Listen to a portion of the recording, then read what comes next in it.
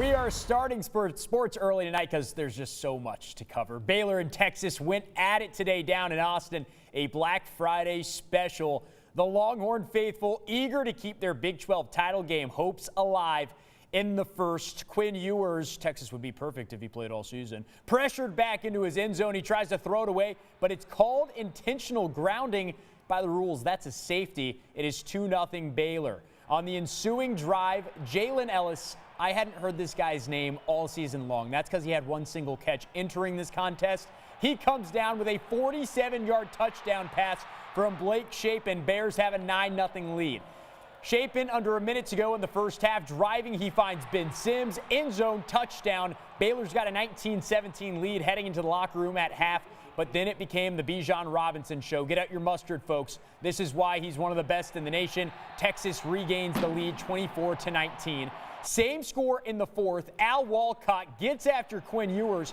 He forces a fumble, and the big man, Gabe Hall, scoops it up, and he scores 16 yards, a long way for the big fella. But all of a sudden, Baylor's got a 27-24 lead. Or sorry, it's 25-24. They go for two. Now it's 27-24 with the Shapen Hal Presley connection.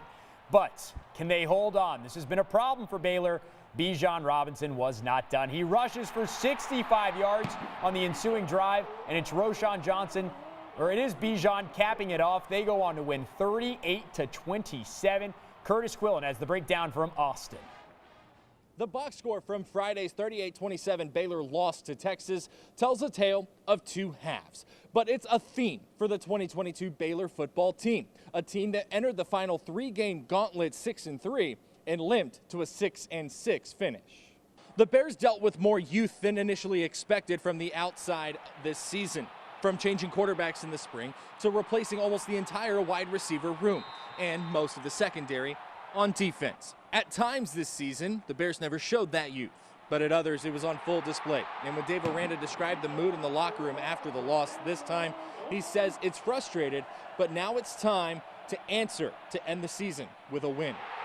Winning, you don't feel those things, and I think winning at times can cover up things, or I think losing just, opens up everything, and so every wound is kind of fully visible and fully open, and so our ability to kind of run into that, man, and not pretend like we ain't seeing it and not address it and all that thing, I think is the task we've had these last couple weeks. And at 3 games, this will be the longest losing streak Baylor has entered its bowl game on since 2016, when the Bears lost their final 6 entering the Cactus Bowl.